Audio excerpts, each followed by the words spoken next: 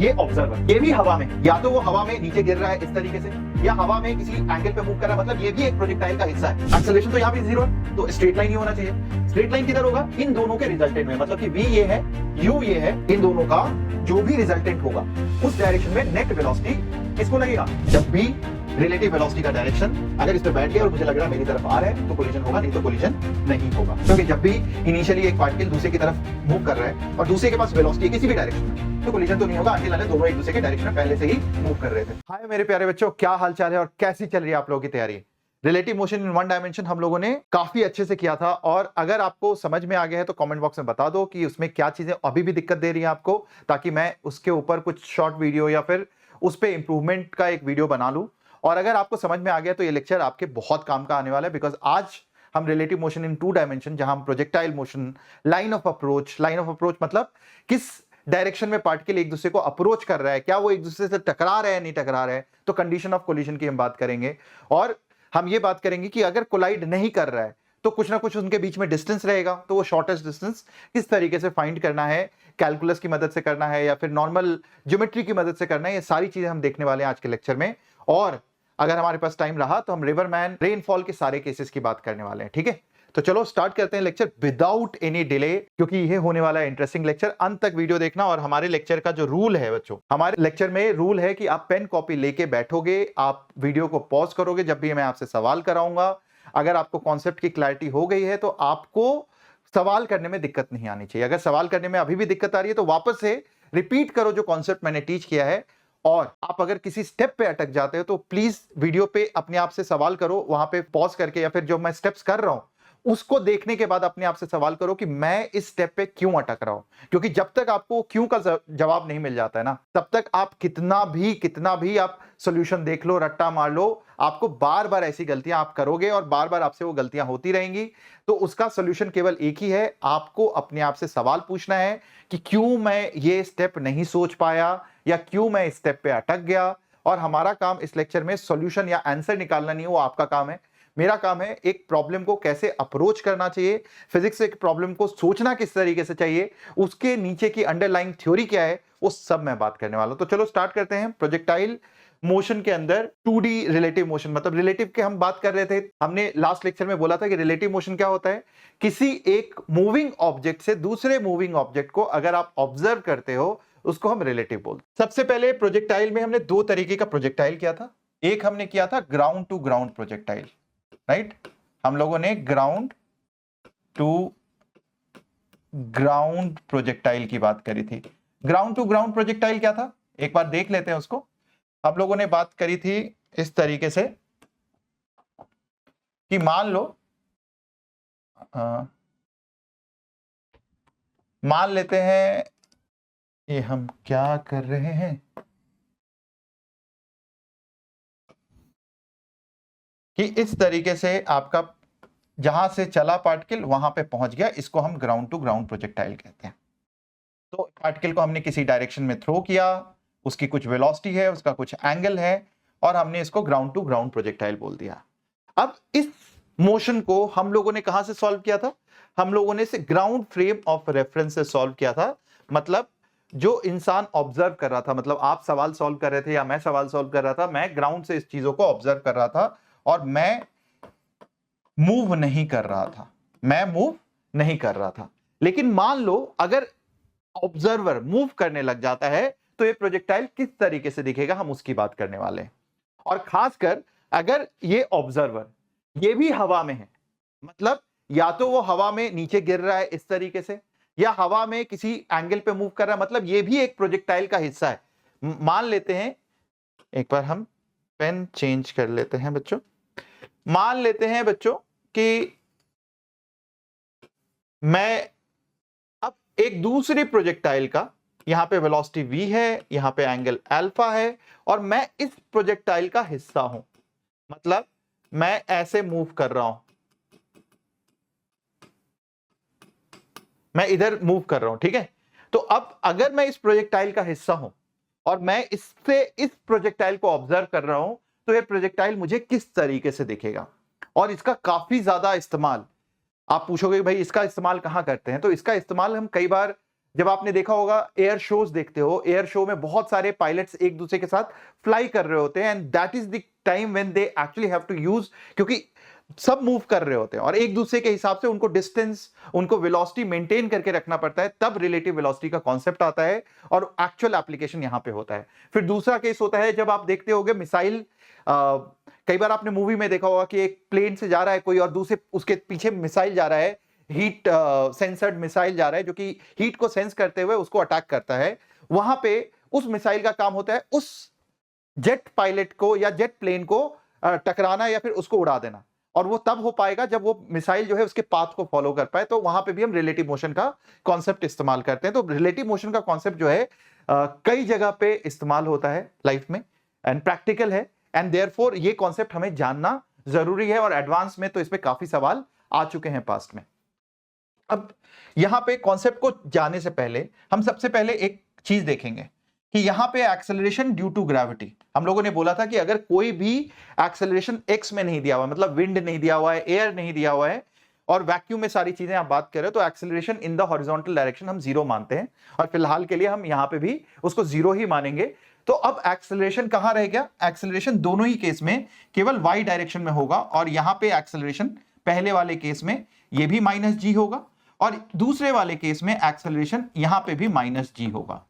तो अगर मैं मान लो इसको 1 बोलता हूं और इसको पार्टिकल 2 बोलता हूं, तो सबसे पहला concept 1 in case of projectile, concept 1 in case of projectile is कि acceleration, relative acceleration of 1 with respect to 2, और अगर मैं बोलूं acceleration of 2 with respect to 1, ये दोनों ही क्या होगा? ये दोनों ही जीरो होगा। क्यों? Acceleration of 1 with respect to 2 क्या होता है? Acceleration of 1 minus acceleration of 2, ये हमने डिस्कस किया था। या फिर acceleration of 2 with respect to 1, ये हमने बोला था कि ये विथ रिस्पेक्ट टू 1 होता है, acceleration of 2 minus acceleration of 1, and this are all with respect to ground frame of reference. मतलब ये सारा एक्सेलरेशन जो है ये ग्राउंड फ्रेम ऑफ रेफरेंस से है, और चूंकि वेक्टर क्वांटिटी है तो इसके ऊपर एक एरो बना दो, ठीक है? तो ये सारे एक वेक्टर क्वांटिटी है, हम इसके ऊपर एक एरो बना देंगे। नाउ ये जो हमने लिखा था, ये इसकी वैल्यू देखो क्या है, ये माइनस जी, ये भी माइनस जी, और यहां पे हम पुट करेंगे तो minus g minus of minus g कितना हो जाएगा? Plus g. तो ये हो जाएगा, ये भी इक्वल टू जीरो हो जाएगा, ये भी इक्वल टू जीरो हो जाएगा, and this makes relative motion in case of two projectiles very interesting, क्योंकि दोनों का रिलेटिव एक्सेलरेशन जब तक हवा में है, तो ये कॉन्सेप्ट फिर से नोट कर लेना जो मैंने वर्टिकल मोशन में बोला था, जब तक दोनों प्रोजेक्टाइल हवा में है तब तक relative motion will have zero relative acceleration, and एक पार्टिकल को दूसरा पार्टिकल किधर दिखेगा? एक स्ट्रेट लाइन में दिखेगा, क्योंकि इनका रिलेटिव एक्सेलरेशन जीरो है, तो केवल और केवल रिलेटिव वेलोसिटी दिखेगा। और इस चीज को हम डिफरेंट केसेस के साथ करने की कोशिश करते हैं इन आवर नेक्स्ट केस। हम बहुत सारे केसेस लेंगे और उन सारे केसेस में इसको समझने की कोशिश करेंगे। मान लेते हैं, एक बार सबसे पहले यहां से स्टार्ट करते हैं। मान लेते हैं दो डिफरेंट टाइप से प्रोजेक्टाइल्स हैं। एक प्रोजेक्टाइल मैंने किसी एंगल पे फेंका, मान लो ये थीटा है, किसी एंगल पे थ्रो किया, और दूसरा प्रोजेक्टाइल मैंने इस डायरेक्शन में, मतलब दो पार्टिकल है, मान लेते हैं एक पार्टिकल 1 है, एक पार्टिकल ये है 2।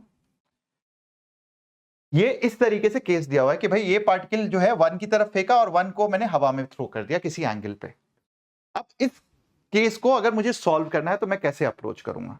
तो सबसे पहले तो मुझे समझ में आ गया कि अगर एक्सेलरेशन दोनों का माइनस जी है, मतलब दोनों हवा में है, एक को बिल्डिंग के ऊपर से फेंका, एक को बिल्डिंग के ऊपर से किसी एंगल पे फेंका, मान लो दोनों ही बिल्डिंग के ऊपर थे, ठीक है? ये बिल्डिंग के ऊपर था, ये भी बिल्डिंग के ऊपर था। अगर मैं ग्राउंड से देखता, ग्राउंड से ऑब्जर्व करता, तो इसका मोशन कुछ इस तरीके का होता और इसका मोशन कुछ इस तरीके का होता, ऐसा ही दिखता।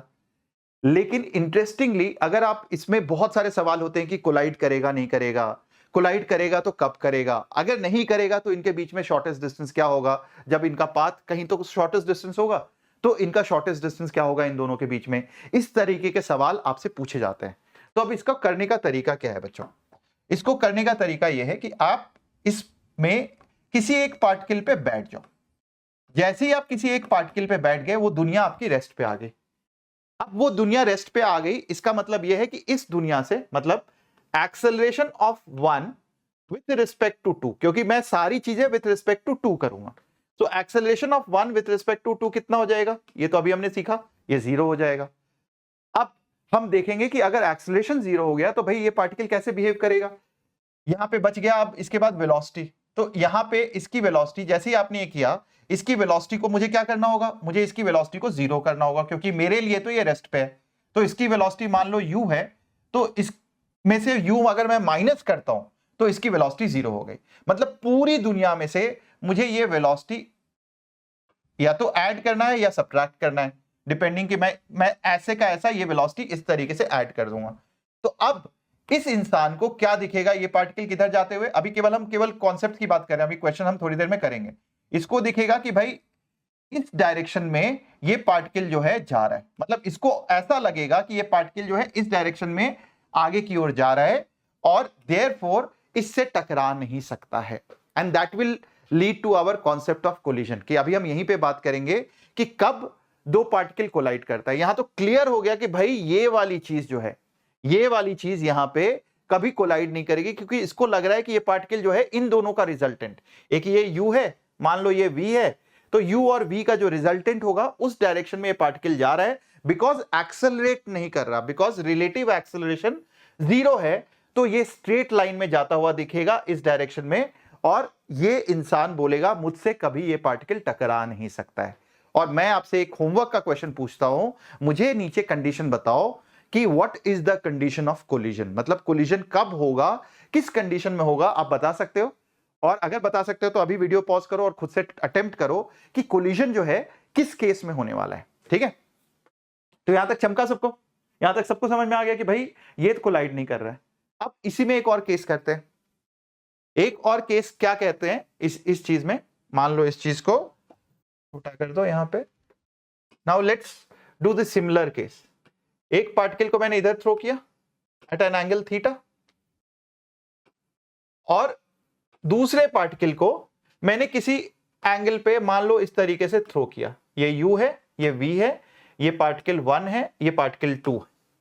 अब क्या होगा, यहां पे थोड़ा सोचते हैं, यहां पे मैं इसकी दुनिया में आके बैठ जाता हूं, मान लो मैं 2 की दुनिया में आके बैठ गया, मैं यहां से 2 पे बैठ जाता हूं, तो मेरी दुनिया तो रेस्ट पे आ गई।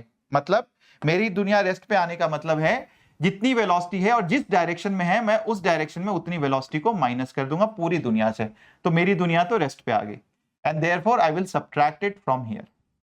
Okay, I will subtract it from this velocity, तो मतलब मैं यहां से सब्ट्रैक्ट कर दूंगा, तो मुझे लगेगा अब 2 को लगेगा एक्सेलरेशन तो यहां पे 0 है, तो स्ट्रेट लाइन ही होना चाहिए। स्ट्रेट लाइन किधर होगा, इन दोनों के रिजल्टेंट में, मतलब कि v ये है, u ये है, तो इन दोनों का जो भी रिजल्टेंट होगा, इन दोनों का जो भी रिजल्टेंट होगा उस डायरेक्शन में नेट वेलोसिटी किसको लगेगा, 2 को लगेगा। 2 को लगेगा कि ये जो पार्टिकल है 1, वो किधर जा रहा है, इन दोनों के रिजल्टेंट के डायरेक्शन में जा रहा है। वो ऐसे जा सकता है, वो ऐसे जा सकता है, वो हो सकता है इधर भी जा सकता है, and therefore there is a case where there can be a collision। मतलब इस केस में कोलिजन हो सकता है जब वेलोसिटी जो है, जो वेलोसिटी है वो इस डायरेक्शन में डायरेक्टेड हो। अभी आपको हिंट मिल गया होगा होमवर्क क्वेश्चन का कि कब किस कंडीशन में कोलिजन हो सकता है, ठीक है। तो यहां से आप देखो, जब पार्टिकल इस डायरेक्शन में, मतलब रिलेटिव वेलोसिटी का जो डायरेक्शन है और रिलेटिव डिस्टेंस का जो डायरेक्शन है, अगर दोनों सेम हो डायरेक्शन, मतलब आप ऐसे सोचो, अब सोचने का तरीका कैसे सोचना चाहिए था हमें, क्योंकि मैंने जब क्वेश्चन दिया तो हो सकता है आपको लगा होगा यार मास्टर ने कौन सा क्वेश्चन दे दिया, कहां से हमसे हो पाएगा। बट आप सोचो कि मैं कोई नया कॉन्सेप्ट नहीं लेके आ रहा हूं। अगर आप ये सोच पाते कि रिलेटिव वेलोसिटी का direction should be same as relative distance का, जो रिलेटिव पोजीशन जो है उनका जो डायरेक्शन है, अगर वो दोनों सेम है तो कोलिजन होगा। और वो क्या होता है, डायरेक्शन सेम कब होता है, जब मैं बोलूं कि भाई इस डायरेक्शन में जो यूनिट वेक्टर है रिलेटिव वेलोसिटी का, मतलब velocity of 1 with respect to 2 should be equal to, मतलब ये जो है इक्वल होना चाहिए रिलेटिव पोजीशन का जो भी यूनिट वेक्टर है उसके डायरेक्शन में। दोनों का डायरेक्शन सेम जब हो जाएगा तो कोलिजन हो पाएगा। तो क्लियरली आप अगर आप चाहो ना तो आप सारी चीजें सॉल्व कर सकते हो, केवल आपको सोचने का तरीका, अपने आप से सवाल करना है कि भाई ये चीज मैं सोच क्यों नहीं पा रहा हूं। तो आप जब पिक्चर, सबसे पहला फिजिक्स में एक कॉन्सेप्ट होता है बेटा कि जब आप कोई भी कॉन्सेप्ट को, कोई भी प्रॉब्लम किसी भी तरीके की है, पहले तो पिक्चर बना लो उसकी। जैसे ही आप पिक्चर बनाओगे, मेंटल पहले सॉल्व करने की जरूरत नहीं है। अगर मेरी फिजिक्स स्ट्रांग है तो मेंटल हम केसेस पे जाएंगे जहां हम डायरेक्टली सॉल्व कर सकते हैं, लेकिन अगर मेरी फिजिक्स वीक है तो मैं स्टेप स्टेप स्टेप स्टेप करके सीखूंगा। और पहला स्टेप होता है पिक्चर बना लो। तो सबसे पहले मैंने पिक्चर बना लिया, फिर मैंने देखा इसके रिजल्टेंट, ये जो रिजल्टेंट वाला जो एरिया है ना, इसके बीच में कहीं ना कहीं जा रहा होगा, इधर जा सकता है, इधर जा सकता है, इधर जा सकता है, इधर जा सकता है। मतलब एक ऐसा केस होगा जब कोलिजन होगा and this is this direction, जब इसकी तरफ आ रहा होगा नेट नेट, जब इसकी तरफ जा रहा होगा तो कोलिजन होगा, क्योंकि ये भाई साहब तो बैठा हुआ है। अगर रिजल्टेंट ऐसा हो गया जो इसकी तरफ डायरेक्टेड है तो कोलिजन हो जाएगा। And that is where we will understand two different concepts. One is the concept of line of approach. मतलब एक हम कॉन्सेप्ट सीखेंगे यहां पे जिसको बोलते हैं लाइन ऑफ अप्रोच। हम कॉन्सेप्ट सीखेंगे बच्चों, क्या? Line of approach. और इसमें बड़े इंटरेस्टिंग से एच.सी. वर्मा में और बहुत सारी किताबों में बहुत इंटरेस्टिंग से क्वेश्चंस बनते हैं। लाइन ऑफ अप्रोच में सबसे पहला कॉन्सेप्ट आता है बेटा कि लाइन ऑफ अप्रोच होता क्या है। तो लाइन ऑफ अप्रोच वो होता है जब रिलेटिव वेलोसिटी का जो डायरेक्शन होता है, मतलब line of approach is the direction of relative velocity. तो लाइन ऑफ अप्रोच बच्चों is the direction of relative velocity, मतलब रिलेटिव वेलोसिटी का डायरेक्शन जो होगा वो, उसको हम लाइन ऑफ अप्रोच बोलते हैं। जैसे इस केस में आप देखोगे तो ये आपका लाइन ऑफ अप्रोच हो गया। इस केस में जो भी इसका रिजल्टेंट जिस भी डायरेक्शन में होगा वो उसका लाइन ऑफ अप्रोच हो गया। तो हम लाइन ऑफ अप्रोच तो बड़ा सिंपल सा कॉन्सेप्ट है। अब इसका एप्लीकेशन, जैसे मैं एक सिंपल सा सवाल लेता हूं और इसका एप्लीकेशन देखते हैं कि कहां पे आता है, और फिर हम प्रोजेक्टाइल पे वापस आ जाएंगे।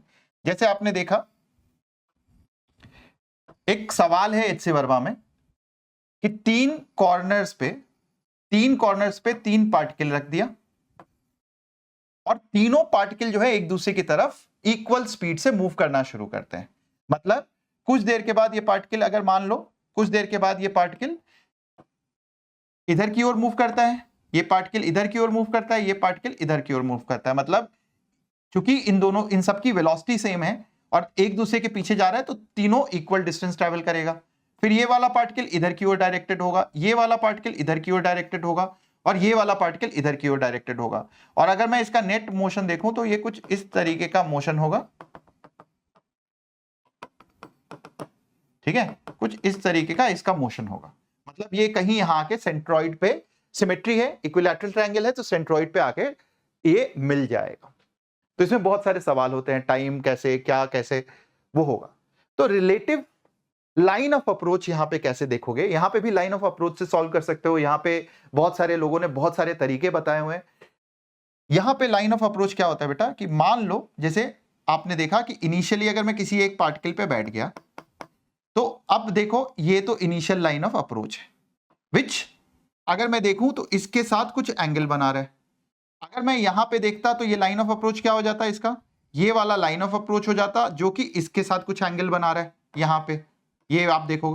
तो बेसिकली लाइन ऑफ अप्रोच हो गया ये वाला, ठीक है, जो एक्चुअली आप देखोगे कि इन दोनों का रिलेटिव, क्योंकि तीन पार्टिकल है यहां पे, तो इसके साथ क्या एंगल बना रहे हैं। और आप देखोगे मतलब which you should do it, and इसको हम बाद में भी करेंगे सवाल, कि ये हमेशा एंगल जो है इक्वल बना रहा होगा। यहां पे 60 डिग्री बना रहा था तो यहां पे भी 60 डिग्री बना रहा था, एंड सो फोर्थ। तो एक तो ये अप्रोच या ये कॉन्सेप्ट है जहां लाइन ऑफ अप्रोच यूज होता है। एक कॉन्सेप्ट शायद एरोडोम में या किसी बहुत सारी किताबों में दिया हुआ है कि एक पार्टिकल है यू इस तरीके से जा रहा है और दूसरा पार्टिकल जो है वो इसको अप्रोच कर रहा है कुछ इस वेलोसिटी से, v वेलोसिटी से, वो किसी डायरेक्शन में जा रहे हैं। अब ये दिया हुआ है कि भाई ये पार्टिकल हमेशा इसको चेस करता है, तो ये पार्टिकल कुछ इधर की ओर जाएगा, कुछ ऐसा मोशन लेगा। किसी एक इंस्टेंट पे मान लो जब ये पार्टिकल इधर होता है, जब ये पार्टिकल यहां पे होता है और ये पार्टिकल यहां पे होता है, तो ये कुछ इनका रिलेटिव वेलोसिटी कुछ डायरेक्शन बना रहा होगा। इनिशियल लाइन ऑफ अप्रोच ये होगा, तो हर समय लाइन ऑफ अप्रोच आप देखोगे, लाइन ऑफ अप्रोच जो है छोटा भी हो रहा है और इसका डायरेक्शन भी चेंज हो रहा है। यहां पे लाइन ऑफ अप्रोच छोटा तो हो रहा है, देख रहे हो, लाइन ऑफ अप्रोच छोटा हो रहा है, बट इसका डायरेक्शन कभी चेंज नहीं हो रहा with another line of approach, मतलब इसके साथ इसका कभी डायरेक्शन नहीं बदल रहा है। इनिशियली ये इधर की ओर था, तो इस वेलोसिटी के साथ इस रिलेटिव वेलोसिटी का डायरेक्शन कभी नहीं बदल रहा। यहां पे इधर वेलोसिटी है, तो इसके साथ इसका लाइन ऑफ अप्रोच जो है ये कभी डायरेक्शन नहीं बदल रहा है। And therefore line of approach is, मैं इसको लिख सकता हूं, line of approach is direction of relative velocity, और जिस डायरेक्शन में रिलेटिव वेलोसिटी होता है उसको लाइन ऑफ अप्रोच बोलते हैं। और मैं लिख सकता हूं minus dl by dt। Minus क्यों? क्योंकि ये लेंथ हमेशा देख रहे हो लाइन ऑफ अप्रोच छोटी होती जा रही है, तो minus dl by dt is equal to v relative.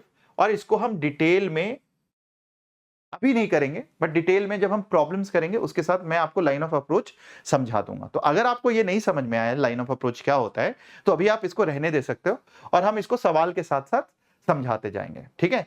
तो सबसे पहले तो अभी हम जो हम कर रहे थे उसी पे चलते हैं, उसी पे स्टिक करते हैं। Let me just go to this problem. यहां पे दिया हुआ है, सबसे पहला मैंने जो केस लिया है वो ये है कि भाई इसमें बताओ कि कंडीशन ऑफ कोलिजन होगा नहीं होगा। सबसे पहले आपको बताना है will A and B collide. तो ये तो आपको क्लियर हो गया कि भाई A और B आपस में कोलाइड नहीं करने वाले हैं। क्यों? क्योंकि ये क्लियर है कि अगर मैं इस पे बैठ जाता हूं, इस पे अगर मैं बैठ गया तो इसकी वेलोसिटी क्या हो जाएगी, मुझे इसकी वेलोसिटी माइनस करनी पड़ेगी, so that this comes to rest, और इसमें वो ऐड करूंगा मैं। तो अब B को क्या लगेगा, B को लगेगा कि भाई A इधर की ओर जा रहा था और इसकी वेलोसिटी जब इसमें ऐड हो गई तो अब इसके पास ये कुछ V1 है, या VA बोल देता हूं मैं इसको, एंड दिस इज VB। तो B को लगेगा कि A जो है इसके रिजल्टेंट, इसका जो भी रिजल्टेंट है वो किधर लाई करेगा, या तो इधर जाएगा, इधर जाएगा, इधर जाएगा, ऐसा ही जाएगा, किसी भी डायरेक्शन में जा सकता है इनके बीच में। तो इसका जो रिजल्टेंट होगा वो उसके डायरेक्शन में जा रहा है, तो कभी भी B के डायरेक्शन में रिजल्टेंट हो ही नहीं सकता है। वो तभी होगा जब ये चीज जीरो होगी। अगर ये चीज रुकी होगी तो ऑब्वियसली कोलाइड ही नहीं होगा, तो सिंपली ये पार्टिकल जाके इससे टकरा जाएगा, तब कोलिजन होगा ही होगा, बिकॉज B डायरेक्टली इससे टकरा जाएगा, ठीक है। मतलब B को लगेगा A जो है it is relative motion in one dimension, क्योंकि अगर ये रुका हुआ है तो केवल एक पार्टिकल मूव कर रहा है, और इस पे बैठ गया तो मुझे लगेगा A मेरी तरफ आ रहा है और मुझसे टकरा रहा है। तो जब वेलोसिटी ऑफ A जब तक जीरो नहीं है तो ये कोलिजन नहीं होगा। ये तो आपको अब समझ में आ गया डायग्राम बनाते ही, तो मुझे इससे अभी ज्यादा प्रोजेक्टाइल में कराने की जरूरत नहीं है। तो यहां पे क्लियर हो गया कि अब आपको ये समझ में आ रहा है कि कोलिजन तो नहीं होगा। और जब भी ऐसे दो केसेस होंगे, आप हमेशा, मतलब मान लो मैं ऐसे बोल देता हूं कि भाई एक प्लेन है वो इस डायरेक्शन में जा रहा है और दूसरा प्लेन जो है वो इस डायरेक्शन में आ रहा है, ठीक है, ऐसा कुछ दिया हुआ है। अब आपको बताना है कि भाई कोलाइड होगा या नहीं होगा। सिंपली अगर ये आपको बताना है तो आप अब आराम से यहां पे क्या है, किसी एक प्लेन पे बैठ जाओ, तो क्या हो जाएगा, इसकी वेलोसिटी आपको जीरो करनी होगी, दूसरे में ऐड करनी होगी, और इसका जो रिलेटिव डायरेक्शन है अगर इस तरीके से जा रहा है तो कोलिजन नहीं होगा। लेकिन मान लो अगर इस तरीके से जा रहा है तो कोलिजन हो जाएगा। तो अगर ये जो डायरेक्शन है, ये डिस्टेंस दिया रहता है मोस्टली, और ये भी डिस्टेंस दिया रहता है, तो मान लो ये D है, ये A है, अगर ये थीटा, ये जो थीटा है tan थीटा, रिलेटिव वेलोसिटी का जो डायरेक्शन है, ये D बाई A के बराबर होगा, tan थीटा इन दोनों का वैल्यू बराबर होगा, तो कोलिजन हो जाएगा, and that is the condition of collision. ठीक है बच्चों, ये कंडीशन ऑफ कोलिजन है। जब भी रिलेटिव वेलोसिटी का डायरेक्शन अगर इस पे बैठ गया और मुझे लग रहा है मेरी तरफ आ रहा है तो कोलिजन होगा, नहीं तो कोलिजन नहीं होगा। ठीक है, चलो एक सवाल करते हैं सबसे पहले, और फिर हम दूसरे कॉन्सेप्ट पे जाएंगे कि भाई कोलिजन अगर नहीं हो रहा है, तो शॉर्टेस्ट डिस्टेंस कैसे निकालेंगे। ठीक है, उस पे आता हूं मैं, बट एक सवाल पहले करते हैं, फिर आपको समझ में आ जाएगा। सबसे पहले देखो यहां पे पूछा हुआ है find the time of collision. ठीक है, और कुछ नहीं दिया हुआ है यहां पे, ये एंगल नहीं दिया हुआ है, ये डिस्टेंस दिया हुआ है 50 मीटर है, ये 60 मीटर पर सेकंड है, 72 मीटर पर सेकंड है।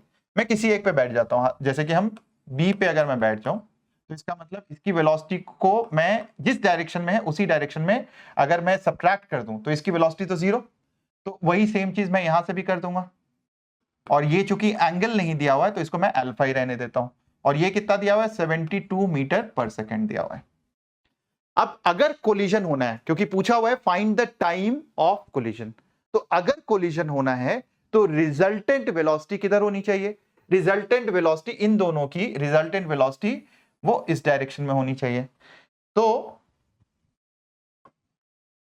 मान लेते हैं अगर रिजल्टेंट वेलोसिटी v रिजल्टेंट, अगर v रिजल्टेंट जो है वो इधर होना चाहिए, तो इस डायरेक्शन में तो कुछ भी रिजल्टेंट नहीं होगा, तो इस डायरेक्शन में रिजल्टेंट क्या हो जाएगा, इस डायरेक्शन में इसका कंपोनेंट और इसका कंपोनेंट दोनों ही कैंसिल हो जाएंगे, क्योंकि नेट रिजल्टेंट अगर इधर की ओर है, कोलिजन होना है तो रिजल्टेंट इधर ही होना, और अगर रिजल्टेंट इधर होना है तो ये वाला जो कंपोनेंट है which is 60 sine of 37 degrees, और इधर कितना हो जाएगा 72 साइन ऑफ अल्फा, ये दोनों बराबर होने चाहिए। तो सबसे पहला स्टेप तो मैं ये करूंगा कि 60 sine of 37 degree should be equal to 72 sine of alpha. और बच्चों एक चीज बहुत इंपॉर्टेंट है कि अगर आप इस चीज को लर्न कर रहे हो और अगर किसी भी जगह पे आपको कुछ भी समझ में नहीं आ रहा, आप कमेंट बॉक्स में जरूर डालो, क्योंकि मैं उसके ऊपर फिर कॉन्सेप्ट वीडियोस बनाता रहूंगा, ताकि आपको कोई भी एक कॉन्सेप्ट जिसमें सबसे ज्यादा वोट आएंगे, जिस कमेंट पे सबसे ज्यादा वोट आएंगे, मैं उस कमेंट को लेके मैं उसके ऊपर कॉन्सेप्ट वीडियोस बनाऊंगा। ठीक है, that is actually how I will create more videos out of, और या फिर मैं उसका लाइव लेक्चर ले लूंगा आप लोगों के साथ। ठीक है, तो यहां पे ये इस तरीके से पहला स्टेप हो जाएगा। तो मेरे पास यहां से साइन अल्फा आ जाएगा, साइन अल्फा कितना हो जाएगा भाई, 60 इंटू साइन 37 कितना होता है 3/5 डिवाइडेड बाई 72, तो 12 25 60, 12 6 72, ये हो गया कहानी। और ये कितना हो गया 3 दूनी 6, 5 से 5, तो ये तो आधा आ गया, मतलब अल्फा मुझे समझ में आ गया कि अल्फा तो 30 डिग्री है भाई। ठीक है, अल्फा कितना आ गया 30 डिग्री। मैं आप लोगों के साथ ही सॉल्व कर रहा हूं, कॉन्सेप्ट हमारी क्लास में क्या है, आंसर सही हो नहीं हो वैसे सही होना चाहिए, but concept is more important. तो this is first step. Second step, अब ये अल्फा आ गया तो मैं रिजल्टेंट तो आराम से निकाल लूंगा भाई। क्या टाइम ऑफ कोलिजन निकालना है, तो एस रिलेटिव दिया हुआ है, एस रिलेटिव कितना है 50 मीटर। अब तो वन डायमेंशन का क्वेश्चन हो गया, मैं बैठा हूं, मुझे इस डायरेक्शन में आ रहा है, रिलेटिव वेलोसिटी मुझे निकालनी है।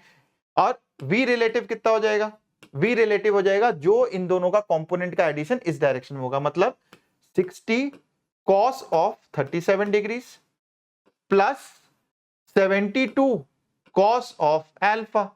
तो अब ये देखो कितना हो जाएगा भाई, 60 cos 37, तो 60 into 4/5 plus 72 into cos of 30 degree. अब cos ऑफ 30 डिग्री जो होता है बेटा वो कितना होता है, cos 30 sin 60, sin 60 इज √3/2, कुछ ऐसा होता है। अब ये 12 पंचे 60, ये हो गया 48 प्लस 36 √3, तो ये वी रिलेटिव हो गया। तो टाइम कितना हो जाएगा, टाइम यहां से निकाल लोगे आप।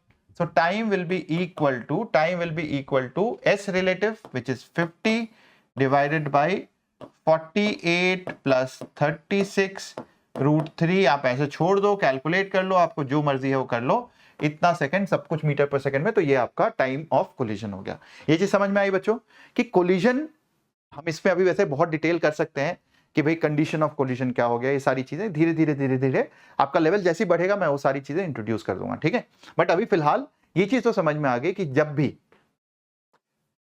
अगर मान लो एक पार्टिकल किसी एंगल पे है और दूसरा पार्टिकल इनिशियली उसके डायरेक्शन में है, तो कोलिजन नहीं होगा, कोलिजन हो ही नहीं सकता है प्रोजेक्टाइल मोशन। मतलब ये चीज तो आपको क्लियर हो गई ना, क्योंकि जैसे ही अगर मैं रिजल्टेंट वेलोसिटी उससे दूर जा रहा होगा, हमने क्या बोला कि अगर एक पार्टिकल इनिशियली इसके डायरेक्शन में है और ये पार्टिकल ने एक बॉल थ्रो किया है, तो इस बॉल और इसमें कभी कोलिजन नहीं होगा, क्योंकि इसको लगेगा हमेशा कि ये जो रिजल्टेंट है वो किसी और डायरेक्शन में जा रहा है, वो इसकी डायरेक्शन में आ ही नहीं सकता है, क्योंकि ए रिलेटिव 0 है, it will move along a straight line and therefore the collision will never occur. But इसमें बिकॉज दोनों किसी एंगल पे हैं तो कोलिजन इज पॉसिबल, और वो कब है, किस केस में, जब अल्फा 30 डिग्री होगा तो कोलिजन इस केस में पॉसिबल है। ये चीज समझ में आ गई। अब हम नेक्स्ट क्वेश्चन करते हैं। नेक्स्ट क्वेश्चन में आपको ये चीज समझ में आएगा कि भाई शॉर्टेस्ट डिस्टेंस, अगर कोलिजन नहीं हो रहा, जैसे मैं बार बार यहां पे बोल रहा हूं, तो इस केस में शॉर्टेस्ट डिस्टेंस कैसे निकालें, ठीक है। And that is the question जो बार बार आपके एग्जाम में पूछा भी जाता है कि शॉर्टेस्ट डिस्टेंस निकालो जब भी कोलिजन नहीं हो रहा है। तो इंटरेस्टिंगली मैं अब आपसे एक सवाल पूछता हूं, पीछे चलते हैं हम। मान लो इन दोनों केसेस में, यहां पे तो कोलिजन हो रहा था, यहां पे मान लो केस 1 में कोलिजन नहीं हो रहा है, ठीक है। हमने देखा कि कोलिजन नहीं हो रहा। Will A and B collide? Answer was no. अगर कोलिजन नहीं हो रहा है, मान लो कोलिजन नहीं हो रहा है, तो उस केस में क्या होगा? मान लो ये रिजल्टेंट का डायरेक्शन है और यहां पे आप बैठ के ऑब्जर्व कर रहे हो, मतलब आप पॉइंट हो। तो मुझे बताओ, एक पॉइंट एन लाइन, एक पॉइंट है और एक लाइन इधर की ओर ऐसा है, कोई भी एक लाइन ले लेते हैं, ठीक है। ये लाइन इधर की ओर ऐसा है, ये लाइन इधर की ओर ऐसा है। एक पॉइंट और एक लाइन के बीच में शॉर्टेस्ट डिस्टेंस क्या होगा? आप बताओ मुझे, कमेंट बॉक्स में ये भी बताओ कि एक पॉइंट और एक लाइन के बीच में शॉर्टेस्ट डिस्टेंस क्या होगा। शॉर्टेस्ट डिस्टेंस होगा, क्या ये मैं इसको शॉर्टेस्ट डिस्टेंस बोलूंगा, क्या मैं इसको शॉर्टेस्ट डिस्टेंस बोलूंगा? नहीं ना। तो बेसिकली शॉर्टेस्ट डिस्टेंस होगा जब मैं इसके ऊपर परपेंडिकुलर ड्रॉप करूंगा। So this D will become the shortest distance. मतलब इस पे जब मैं एक परपेंडिकुलर ड्रॉप कर दूंगा तो शॉर्टेस्ट डिस्टेंस हो जाएगा, इस पे मैं एक परपेंडिकुलर ड्रॉप कर दूंगा तो शॉर्टेस्ट डिस्टेंस हो जाएगा। मतलब मैं अगर इससे इस लाइन पे एक परपेंडिकुलर ड्रॉप कर दूंगा तो शॉर्टेस्ट डिस्टेंस हो जाएगा। मतलब this will become the shortest distance. तो इसमें क्या करना होगा? शॉर्टेस्ट डिस्टेंस निकालने के लिए मुझे सबसे पहला स्टेप करना होगा, find direction of resultant velocity. Direction of resultant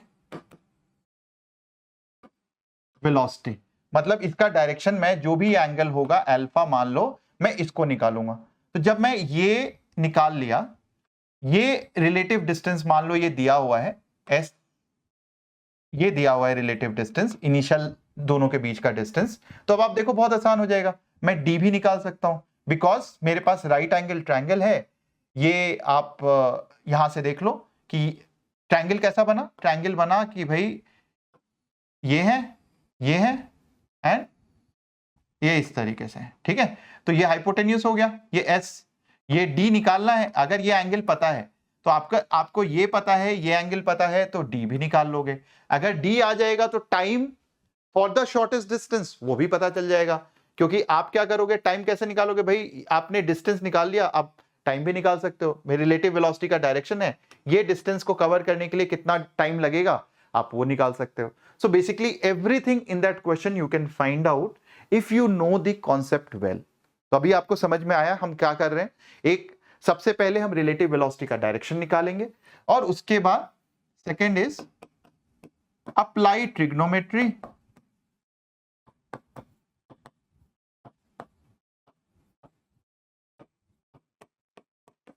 to find d which is the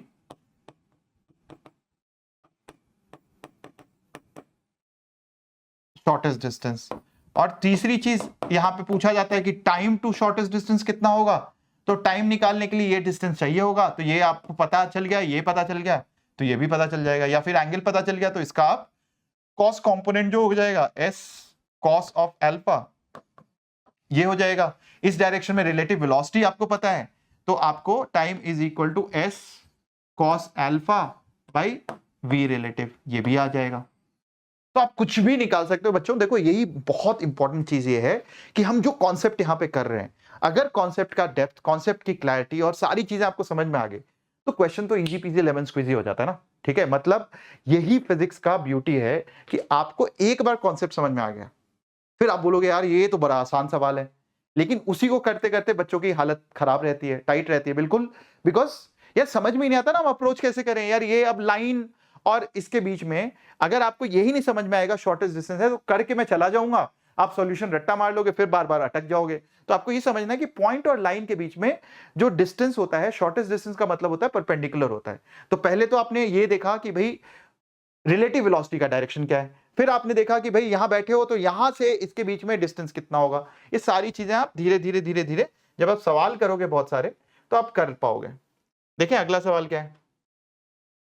अगला सवाल कहता है कि identify two bodies will collide और नॉट। ये तो देखते ही बता सकते हो कि जब भी इनिशियली एक पार्टिकल दूसरे की तरफ मूव कर रहा है और दूसरे के पास वेलोसिटी है किसी भी डायरेक्शन में, तो कोलिजन तो नहीं होगा अनटिल अनलेस दोनों एक दूसरे के डायरेक्शन में पहले से ही मूव कर रहे थे। तो शायद कोलिजन हो जाए, ठीक है, तो शायद कोलिजन हो जाए, देयर इज अ पॉसिबिलिटी कि कोलिजन हो जाए। नाउ अब यहां पे दोनों 90 डिग्री पे, तो ऑब्वियसली कोलिजन तो नहीं हो रहा है। कोलिजन नहीं हो रहा तो फाइंड द शॉर्टेस्ट डिस्टेंस, ये पूछा हुआ है। तो एक बार इसको, इस पूरी चीज को यहां पे ड्रॉ कर लेते हैं। तो ये क्या हो गया, ए दिया हुआ है, ए इधर की ओर जा रहा है, वेलोसिटी इसका दिया हुआ है 30 मीटर पर सेकेंड। बी है, उसकी वेलोसिटी है 40 मीटर पर सेकेंड। और इनिशियल डिस्टेंस क्या दिया हुआ है इन दोनों के बीच में, इनिशियल डिस्टेंस 500 मीटर दिया हुआ है, ठीक है, ये इधर की ओर डायरेक्टेड है। अब पहला स्टेप, मैं किसी एक पार्टिकल पे जाके बैठ जाऊंगा, मतलब इसकी दुनिया रेस्ट पे लानी है, तो ये 40 मीटर पर सेकेंड यहां से मैं घटा दूंगा, मतलब ये रुक गया, तो यहां से मैं इस पे भी 40 मीटर पर सेकेंड इधर की ओर कर दूंगा। अब रिजल्टेंट, तो रिजल्टेंट इसका मतलब रिजल्टेंट जो भी जिस डायरेक्शन में जाएगा वो मैं निकाल लूंगा, ये अल्फा। ये अल्फा कैसे निकालूंगा, tan alpha is equal to जो भी एंगल के ऑपोजिट साइड वाला है vy बाई vx, ये मुझे tan अल्फा दे देगा। तो ये कितना दे देगा, 30/40 विच इज इक्वल टू 3/4, ये tan अल्फा आ गया। अब इस पॉइंट से इस लाइन के बीच में जो शॉर्टेस्ट डिस्टेंस है वो तो ये है। तो आपसे पूछा हुआ है कि find the shortest distance between two object, तो ये d निकाल लेंगे। तो d कितना आ जाएगा भाई, d आ जाएगा, d निकाल लो अब। तो tan अल्फा आ गया आपके पास, ये 500 मीटर ये दिया हुआ था, ये डिस्टेंस दिया हुआ था, तो ये d या तो डायरेक्टली आप कर लो इससे, या फिर आप सिंपली, ये क्या है, ये आपका कॉस कंपोनेंट है तो ये साइन कंपोनेंट हो जाएगा। तो basically it is equal to 500 into sine of alpha. tan alpha पता चल गया तो साइन अल्फा भी निकाल लोगे आप, ठीक है। तो ये 3/4 है। एक तरीका होता है, अगर आपको नहीं समझ में आए तो एंगल बना लो यहाँ पे अल्फा। ये tan अल्फा क्या होता है, परपेंडिकुलर बाई बेस, तो हाइपोटेन्यूज कितना हो जाएगा 5, साइन कितना हो जाएगा 3/5, तो यहां से हो जाएगा 500 multiplied by 3/5 which means shortest distance is equal to 300 metre. यहां से आपके पास 300 मीटर शॉर्टेस्ट डिस्टेंस आ गया। अब अगर मैं आपसे पूछता कि ये वाला डिस्टेंस कितना है, तो ये आपका 300 हो गया, तो ये आपके पास ये वाला जो डिस्टेंस है ये 400 मीटर हो गया, करके देख लेना आप। अब ये 400 500 300 ये आ गया। अब आपसे टाइम पूछा जा सकता है, यहाँ पे नहीं पूछा है तो टाइम भी कर लेते हैं। टाइम कितना हो जाएगा, रिलेटिव वेलोसिटी इस डायरेक्शन में कितना है, इधर 40 इधर 30, तो relative distance 400, relative velocity under root of इन दोनों का जो स्क्वायर होगा 30 square plus 40 square which is equal to 50 होगा, बिकॉज 3 और 4 का 5 होता है, 3 स्क्वायर इज 9, 4 का 16, 9 प्लस कर लेना बेटा 400/50, तो ये आ गया, ये कैंसिल हो गया और ये हो गया 8 सेकेंड्स। तो टाइम लगेगा यहां तक पहुंचने में, time to reach the shortest distance is equal to 8 second. तो हमने क्या किया शॉर्टेस्ट डिस्टेंस के लिए, ये डिस्टेंस निकाला, इस डायरेक्शन में रिलेटिव वेलोसिटी निकाला जो कि this square plus this square होगा relative velocity, because relative velocity of A with respect to B हम लिख सकते हैं, अगर आपको किसी को मैथमेटिकली करना है तो मैं इसको लिख सकता हूं velocity of A minus velocity of B. तो वेलोसिटी ऑफ ए किधर है, मान लो ये हो गया हमारे पास y एक्सिस, ये हो गया x एक्सिस, तो वेलोसिटी ऑफ ए जो हो जाएगा ये हो जाएगा 30 j कैप माइनस ऑफ, क्योंकि वेलोसिटी इनिशियल वेलोसिटी इसकी इधर इस डायरेक्शन में है, तो माइनस 40 i कैप। तो relative velocity is equal to 30 j cap. Maths की तरह से ये हो गया, विदाउट मैथ्स, ये विजुअलाइजेशन से हो गया।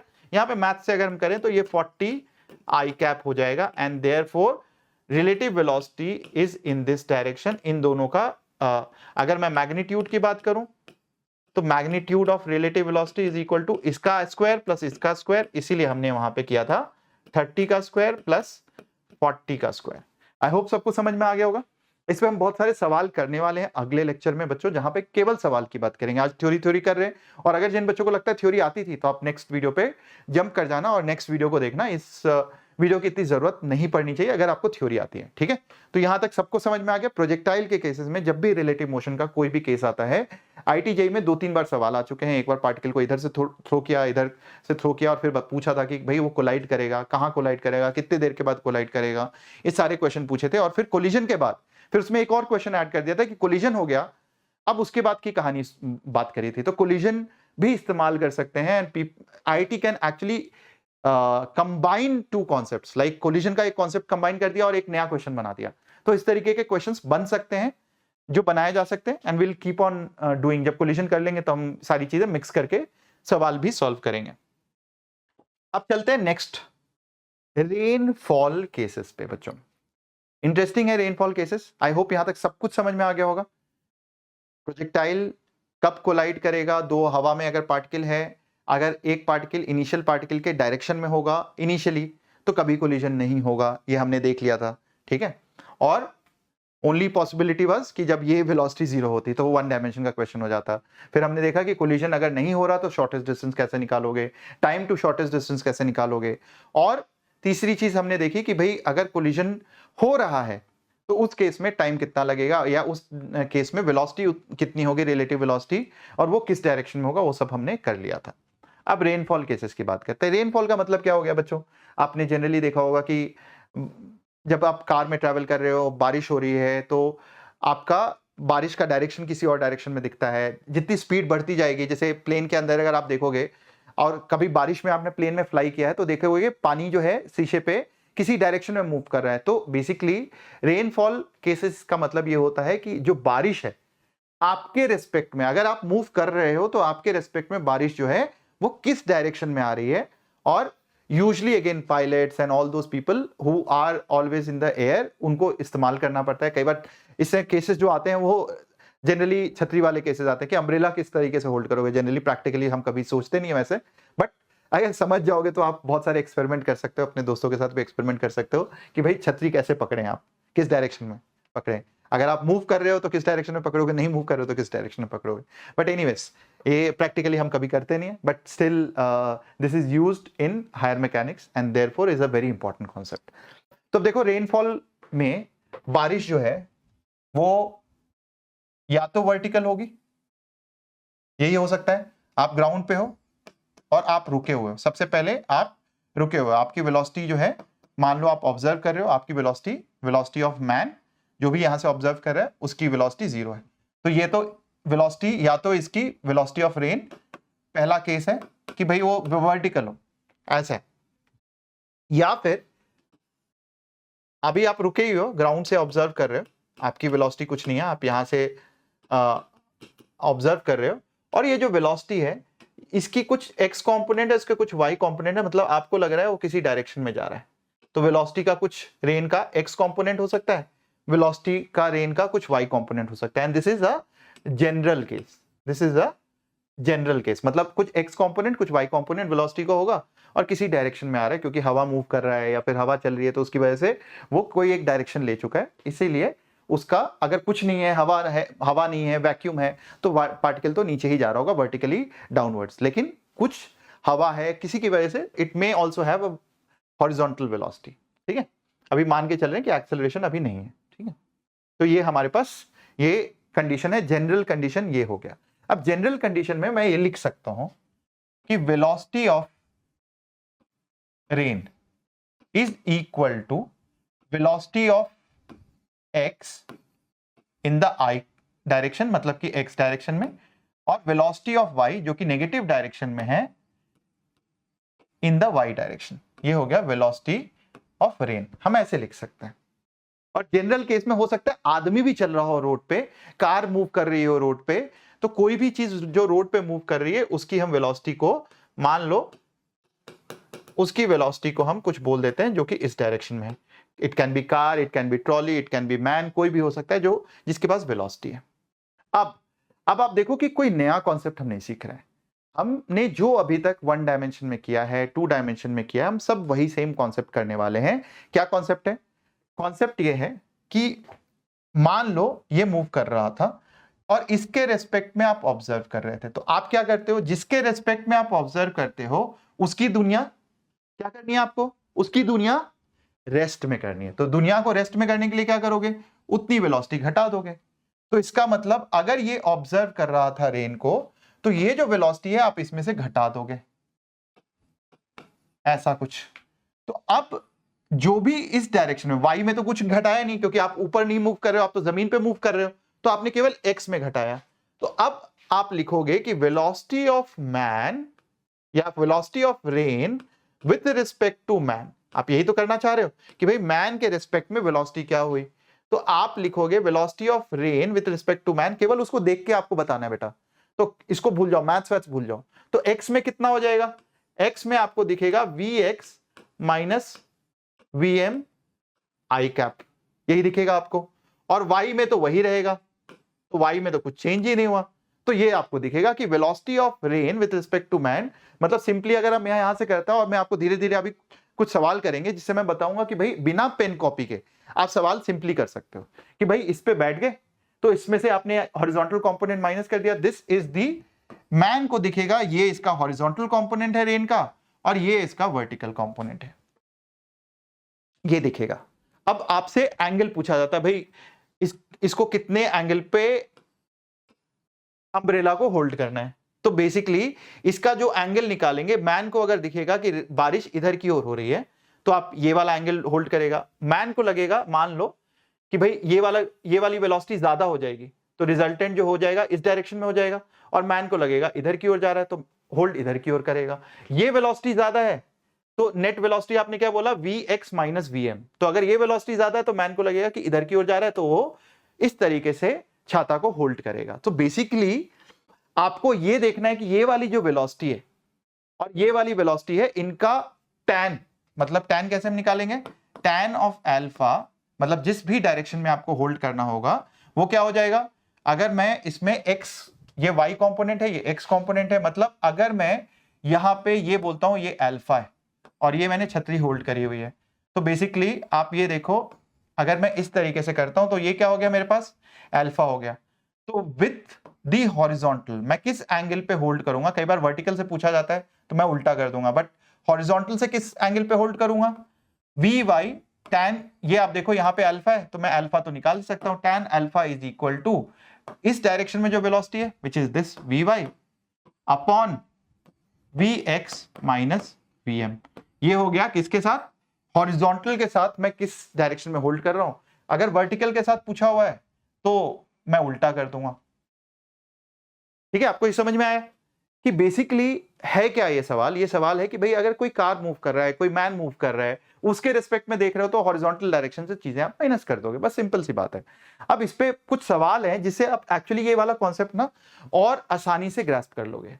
सबसे पहले दिया हुआ है कि भाई रेन की वेलोसिटी दी हुई है 3 आई कैप माइनस 4 जे कैप। मतलब मैं पहले ड्रॉ करता हूं कि रेन की वेलोसिटी क्या दी हुई है, और 4-5 सवाल हैं जिसको हम एक एक करके करेंगे।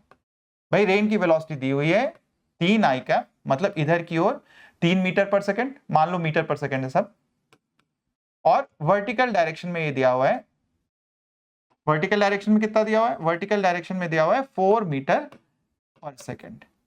तो अगर मैन रुका हुआ है, पहला वाला केस, ठीक है, अगर मैन रुका हुआ है तो उसको क्या लगेगा, मैन रुका हुआ है, ये ग्राउंड पे है, अब इसको अम्ब्रेला होल्ड करना है, तो ये क्या करेगा भाई, इसका जो भी रिजल्टेंट होगा वो रिजल्टेंट किधर होगा, वो ऐसा होगा कुछ इस डायरेक्शन में। तो इसका मतलब है मैन जो है वो इस तरीके से कुछ छाता को होल्ड करेगा। तो अब आप निकाल सकते हो किसके साथ, या find the angle with the vertical, मतलब इसके साथ एंगल पूछा हुआ है ये वाला, ठीक है। तो अगर ये एंगल पूछा हुआ है आपसे, थीटा ये पूछा हुआ है, तो आप आराम से निकाल सकते हो भाई। ये एंगल कैसे निकालोगे, this angle is equal to, यहां पे अगर मुझे tan थीटा लिखना है तो tan theta is equal to Vx by V Y, उल्टा हो जाएगा। अब तो यहां पे अगर ये दिया हुआ है तो हमेशा थीटा के ऑपोजिट वाला साइड ऊपर आएगा, और थीटा के साइड वाला जो, थीटा के एडजेसेंट साइड जो है वो नीचे आएगा। तो tan theta is equal to Vx by V Y, आप इस तरीके से कर दोगे। अब आप देखो क्या हो रहा है। सेकंड केस, बी केस, मान लो ये इंसान जो है 3 मीटर पर सेकंड से मूव कर रहा है, मतलब ये इंसान, ये सब कुछ मीटर पर सेकंड में है, ठीक है। देखो अब विजुलाइज करना शुरू करते हैं। अगर मैं ये खुद 3 मीटर पर सेकंड से जा रहा हूं, मतलब मेरी वेलोसिटी, अब सेकंड केस हो गया, तो इसको हम बी केस कर लेते हैं कि मैं अगर मान लो मैं खुद इधर की ओर 3 मीटर पर सेकंड से जा रहा हूं, तो क्या दिखेगा इसको, इसकी वेलोसिटी, मतलब इसकी दुनिया अगर मुझे रेस्ट पे करनी है तो मुझे 3 मीटर पर सेकंड इधर से माइनस करना होगा। रेन का ये वाला कंपोनेंट 3 मीटर पर सेकंड, और मैंने क्या किया, मैंने ये वाली जो दुनिया है ये माइनस करी, तो मैं ये माइनस कर दूंगा, ये कितना है 3 मीटर पर सेकंड, ऐसे माइनस कर दिया, और इधर की ओर कितना है 4 मीटर पर सेकंड। अब आप देखो क्या होगा, रेन मैन को लगेगा कि इसको हॉरिजॉन्टल कंपोनेंट है ही नहीं, बिकॉज मैन को क्या लगेगा, velocity of rain with respect to man कितना हो जाएगा, it is equal to 0 I cap, because 3 इधर की ओर है, 3 उधर कर दिया मैंने, 0 आई कैप प्लस कितना -4 जे कैप। मतलब मैन को लगेगा, अगर मैन 3 मीटर पर सेकंड से इधर की ओर जा रहा है तो उसको लगेगा कि रेन वर्टिकली नीचे की ओर गिर रहा है।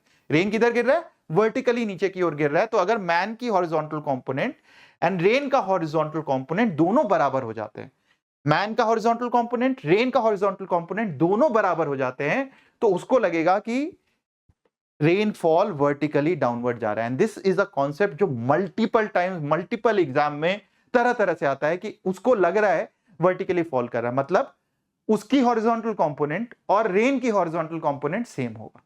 जब भी ये दिया हुआ है कि किसी भी इंसान को लगता है उसकी डायरेक्शन में चीज आ रही है, तो इसका मतलब क्या हो गया, उसकी जो भी वेलोसिटी होगी जिस डायरेक्शन में, और जिस ऑब्जेक्ट की, जो ऑब्जेक्ट लग रहा है इसको कि उसके डायरेक्शन में आ रहा है, उसकी जो भी डायरेक्शन होगी हॉरिजॉन्टल डायरेक्शन में या उसके परपेंडिकुलर डायरेक्शन में, वो दोनों सेम होंगे। जैसे यहां पे मैन का हॉरिजॉन्टल कंपोनेंट, रेन का हॉरिजॉन्टल कंपोनेंट सेम था, वैसे ही पीछे वाले केसेस में अगर हमने यहां पे देखा था, इस वाले केस में आप ये देखो कि भाई इसको लग रहा था कि कोलिजन होगा, तो कोलिजन होने का मतलब क्या था कि ये वाला कंपोनेंट जो है ये तो कैंसिल हो गया, मतलब रिजल्टेंट का जो ये वाला कंपोनेंट है, इसको अगर ये लग रहा है कि इसको ये लग रहा है, आप ये देखो कि इसकी डायरेक्शन में आ रहा है, मतलब ये वाला कंपोनेंट और ये वाला कंपोनेंट सेम हो गया, मतलब जो भी इसका परपेंडिकुलर डायरेक्शन का कंपोनेंट है वो दोनों सेम होना ही पड़ेगा। इसका जो भी 72 हमने साइन अल्फा लिखा, ये वाला कंपोनेंट और ये वाला कंपोनेंट सेम होना पड़ेगा। And therefore coming back to this question, यहां पे आप ये बोलोगे कि भाई इसको लगेगा कि मैन जो है इसकी रिजल्टेंट वेलोसिटी, मतलब फाइंड द एंगल, मतलब इसको इस तरीके से अम्ब्रेला होल्ड करना पड़ेगा वर्टिकल। अब हम आते हैं सी वाले केस पे कि मान लो अब आप यहां पे क्या दिया है, ऑपोजिट डायरेक्शन में आप माइनस आई कैप से मूव कर रहे हो, माइनस आई कैप मतलब -1 मीटर पर सेकंड से आप, माइनस का मतलब हो गया ऑपोजिट डायरेक्शन में। तो इसका मतलब है अगर मैं इस पे बैठ जाऊंगा, सी केस अगर मुझे सॉल्व करना है, अभी मैन की वेलोसिटी किधर की ओर है, इधर की ओर है 1 मीटर पर सेकंड। तो रेन की वेलोसिटी में, रेन की वेलोसिटी क्या थी, रेन की वेलोसिटी थी इधर की ओर 3, इधर की ओर 4 मीटर पर सेकंड, मीटर पर सेकंड। अब इधर जा रहा है तो क्या हो जाएगा, इधर जा रहा है तो इसके रेस्पेक्ट में इसको रोक दिया आपने, इसको रोक दिया मतलब कि आपने इसमें से वेलोसिटी 1 मीटर इधर की ओर माइनस कर दी, तो इसमें आपको इधर की ओर 1 मीटर पर सेकंड ऐड करना पड़ेगा, और इसको लगेगा कि भाई इधर रेन की वेलोसिटी कितनी हो गई, हॉरिजॉन्टल में 4 मीटर पर सेकंड, नीचे भी 4 मीटर पर सेकंड, मतलब रेन ऐसा जा रहा है 45 डिग्री पे, तो एंगल कितना हो जाएगा, एंगल जो इसको होल्ड करना पड़ेगा वो है 45 डिग्री विद द वर्टिकल। ये चीज समझ में आ गया कि भाई ये 45 डिग्री हो गया वर्टिकल के साथ, ये परपेंडिकुलर हो गया मतलब 90 डिग्री विद द वर्टिकल, मतलब आपको इस तरीके से होल्ड करना पड़ेगा। ओके, तो ये मतलब वर्टिकल से लेना है तो 0 डिग्री हो जाएगा इस केस में, हॉरिजॉन्टल से 90 डिग्री पे, और ये 0 डिग्री पे है तो भी आपने कर लिया कि भाई एंगल कितना हो जाएगा। अब लास्ट है 6 आई कैप, मतलब 6 आई कैप मतलब इसने स्पीड बढ़ा दिया। अब स्पीड बढ़ा दिया इसका मतलब क्या हो गया भाई, स्पीड मैन ने बढ़ा दिया, 3 मीटर की जगह 6 मीटर कर दिया, तो 6 मीटर पर सेकंड का मतलब ये हो गया। अब लास्ट वाला केस जो है, लास्ट वाला केस है कि भाई मैन ने तो स्पीड बढ़ा दी भाई अपनी, 6 मीटर पर सेकंड से अब तेजी से भागने लग गया। तो अब इसको क्या हो जाएगा, यहाँ पे रेन था तो मैन की स्पीड ये रुक गया, यहां से 6 माइनस हो गया, यहां से 6 माइनस हो गया। अब आप देखो इधर था 3, इधर था 4 और इधर से 6 माइनस हो गया। तो अब क्या हो जाएगा, अब इसको लगेगा कि भाई इधर की ओर 3 हो जाएगा, क्योंकि ये माइनस हो गया, इधर 6 था, इधर 3 था, इधर 6, इधर 3, तो नेट इधर की ओर 3 हो जाएगा हॉरिजॉन्टल कंपोनेंट। एंड देयरफॉर अब इसको इस डायरेक्शन में होल्ड करना पड़ेगा। अब अम्ब्रेला का डायरेक्शन चेंज कर लेगा इस तरीके से। अब इसका आंसर होमवर्क में आपको बताना है कि क्या होगा, कैसे आप करोगे, अम्ब्रेला का डायरेक्शन कितना हो जाएगा। तो ये आप कर सकते हो। अब आप तो अब आप देखो कि बच्चों जो भी हमने कॉन्सेप्ट यहां पे सीखा है आप विजुलाइज करके चीजों को कर सकते हो। आपको बहुत ज्यादा कुछ ऐसे मैथ्स लगाने की जरूरत नहीं है, लेकिन जिन बच्चों को विजुलाइज नहीं हो रहा वो आप मैथ्स यूज कर सकते हो। कैसे, आपने एक्स कंपोनेंट लिखा, आपको फॉर्मूला मैंने बता दिया कि मैन को क्या लगेगा, भाई मैन को लगेगा velocity of rain with respect to man is equal to velocity of rain in the X direction minus velocity of man in the X direction, ये आई कैप हो गया, और minus V Y J cap हो गया। And tan smaller angle है उसको हमने बोल दिया कि भाई this is equal to tan of theta या अल्फा इज इक्वल टू ये हॉरिजॉन्टल के साथ V Y upon V R X minus V M X, और वर्टिकल के साथ उल्टा हो जाएगा। ठीक है। A man standing on the road has to hold his umbrella 30 degree with the vertical to keep the rain away. He throws the umbrella and starts running at 10 km. Finds the raindrops vertical. अब देखो यहाँ पे, अब इसको थोड़ा ना हम बिना पेन कॉपी के करने की कोशिश करते हैं। ठीक है बच्चों। अब यहाँ पे क्या दिया हुआ है कि भाई एक मैन को इनिशियली क्या लगता है 30 डिग्री पे आ रहा है। ठीक है, तो 30 डिग्री पे आ रहा है, ये मैन को लगता है। So man standing on the road has to hold his umbrella, मतलब मैन रुका हुआ है तो पहले 30 डिग्री पे आ रहा है। तो जो भी ये कॉम्पोनेंट है Vx, जो भी ये कंपोनेंट Vx और Vy है, ये अब मैन को लगता है भाई यहां पे होल्ड किया हुआ है इसने अम्ब्रेला, मैन को ये लगता है। ठीक है। अब बोलता है कि भाई अम्ब्रेला को थ्रो करके 10 मीटर या 10 किलोमीटर पर आवर से मूव करने लगता है। अब उस केस में जब वो 10 किलोमीटर से भाग रहा है उसको लगता है रेन वर्टिकली गिर रहा है। तो अब आप बताओ कि भाई उसका हॉरिजॉन्टल कंपोनेंट कितना है, 10 किलोमीटर पर आवर। तो अगर उसको लगता है कि रेन जो है वर्टिकली गिर रहा है तो रेन का हॉरिजॉन्टल कंपोनेंट कितना हो जाएगा। तो ये तो बहुत सिंपल हो गया। जब इसको लग रहा है कि ये फॉलिंग वर्टिकली है, इसका मतलब है रेन का हॉरिजॉन्टल कंपोनेंट मैन के हॉरिजॉन्टल कंपोनेंट के बराबर हो जाएगा। इस समय इसको लगेगा man will find rain drop falling vertically, rain drop falling vertically. मतलब अब इसको लगेगा जब 10 किलोमीटर पर आवर होगा। अब यहां से तो हम सब कुछ बता सकते हैं कि भाई ये चीज आ गया तो इसका मतलब है रेन का horizontal component is 10 kilometre per hour. जब वो रुका हुआ था तो उसमें कंडीशन दिया हुआ है कि भाई tan of 30 degree is equal to, ये जो है tan of 30 is equal to Vx by Vy, यही हो गया tan 30। और Vx आपको पता है ये कितना है 10, तो Vy भी निकाल लोगे कि 1/√3 होता है, तो Vy is equal to 10 of √3, ये आ गया। तो आपके पास Vx आ गया, Vy आ गया, तो find the velocity of the rain with respect to the road. ये तो बता ही सकते हो भाई, with respect to the road is equal to, with respect to the road is velocity of rain with respect to ground is equal to 10 I cap, और ये जो वर्टिकल है -10√3 जे कैप, और वेलोसिटी ऑफ द रोड और rain with respect to moving man is equal to -10√3 J cap, क्योंकि ये वाला component तो जीरो हो गया, क्योंकि अब जब मैन भाग रहा है तो उसको लग रहा है कि मैन रेन वर्टिकली गिर रहा है, तो मैन मूविंग मैन के हिसाब से ये हो जाएगा। अब देखो इतना सा क्वेश्चन, इसके लिए पेन कॉपी की जरूरत नहीं थी, बस ये वाले स्टेप में अगर आप प्रैक्टिस करते हो तो ये भी आप ओरली कैलकुलेट कर सकते हो। ठीक है। तो बच्चों देखो यहाँ पे इंपॉर्टेंट लेसन जो हम इस लेक्चर से या आज के लेक्चर से सीखेंगे, क्योंकि अभी इसके बाद वाला जो कॉन्सेप्ट है वो थोड़ा सा और डिटेल में करेंगे और सवाल करेंगे। तो अगले लेक्चर में will talk about river man की सारे केसेस हम अगले लेक्चर में करेंगे, क्योंकि रिवर मैन में थोड़ा सा एक बारीकी से एक कॉन्सेप्ट है जो कि थोड़ा सा डिटेल में बताना होगा, which is velocity of the man with respect to still water. ये वाला कॉन्सेप्ट कई बार चमकता नहीं है, जिसके चक्कर में बहुत सारे बच्चे गलतियां करते हैं और बार बार उसके चक्कर में हम कुछ और कॉन्सेप्ट लगा रहे होते हैं। तो विल लर्न अबाउट दैट। और यहां तक जो भी अभी हमने बात करी है ये रिलेटिव है, उसमें थोड़ा एडिशन ऑफ वेक्टर्स की हम बात करेंगे, तो इसीलिए उस कॉन्सेप्ट को हम अलग से लेंगे। But I hope everyone has understood the concept जो आज हमने कराया है, and it is more like a theoretical lecture rather than एक हम न्यूमेरिकल लेक्चर। तो न्यूमेरिकल लेक्चर हम फिर से लेके आएंगे, इन पे बहुत सारे सवाल। हमारा जो आखिरी लेक्चर होगा रिलेटिव मोशन का, उस पे हम केवल और केवल न्यूमेरिकल की बात करेंगे, ठीक है बच्चों। तो I hope everyone has gained lot of knowledge. अगर आपको पसंद आ गया लेक्चर तो प्लीज इस लेक्चर को लाइक कर दो, शेयर कर दो और इस चैनल को सब्सक्राइब कर दो, so that you keep getting these kind of concepts. और इस पे और कमेंट में मुझे बताना कि मुझे और किस एरिया पे आपके लिए मेहनत करनी है, कौन सा एरिया जो आज हमने किया, जितने भी कॉन्सेप्ट्स किए उसमें कौन सा कॉन्सेप्ट आपको नहीं चमका, उस कॉन्सेप्ट पे अलग से वीडियो बनाएंगे, ठीक है बच्चों। चलो, या फिर लाइव सेशन लेंगे। ऑल द बेस्ट बच्चों। आगे देख लें कुछ है ये, चलो ये आप होमवर्क ले लो एक, ये क्वेश्चन को हम होमवर्क की तरह ले लेते हैं, ये भी कर लोगे। 8 किलोमीटर, ये देखो हम ऐसे ओरली करने की कोशिश करें, man running 8 kilometre, rain falling vertically. इसका मतलब है जब 8 किलोमीटर था, रेन वर्टिकल गिर रहा है, तो रेन का horizontal component 8 kilometre per hour, ये तो समझ में आ गया। अब मैन, तो रेन का horizontal component 8 kilometre per hour.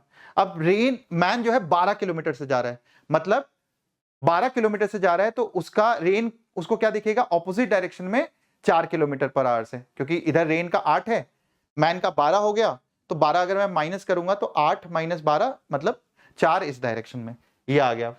Eight an angle 30 degree with the vertical, तो भाई ये तो सब ऐसा हो गया, ये 4 हो गया, ये वी हो गया, अब ये 30 डिग्री दिया हुआ है, तो आप आराम से निकाल लोगे, ठीक है।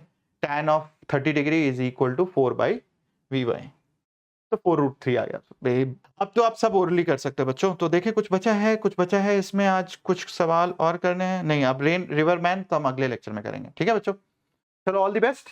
होमवर्क क्वेश्चन, इसका आंसर कमेंट बॉक्स में डालना। हमारे साथ साथ इसमें बहुत सारे मैंने असाइनमेंट भी डलवा दिया, और अगर आप असाइनमेंट छोड़ दो, आप एकलव्य की किताब खरीद लो। एकलव्य की किताब में जो क्वेश्चन है उसको ढंग से लगाओ, जो जैसे जैसे मैं लेक्चर्स कराता जा रहा हूँ, आप मेरे साथ साथ एकलव्य की फिजिक्स की किताब सॉल्व करते जाओ, ताकि आपका फिजिक्स का जो कॉन्सेप्ट है, लेवल है, वो काफी एनहांस हो जाए।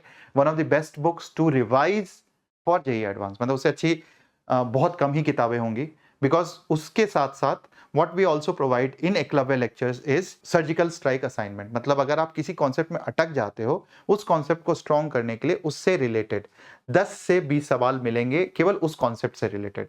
तो सर्जिकल स्ट्राइक आपको क्लास में मिलेगा। एकलव्य की book is very good to revise. अगर आपको बेसिक कॉन्सेप्ट आपको, या एक थोड़ा सा डिसेंट लेवल ऑफ फिजिक्स का कॉन्सेप्ट पता है, तो आपको एकलव्य की book is the best material to revise in the shortest span of time for JEE advance, ठीक है बच्चों। चलो, all the best, looking forward to see you my next video, ठीक है। आ जाना, सब्सक्राइब कर लो, शेयर कर दो एंड लाइक कर दो इस सेशन को।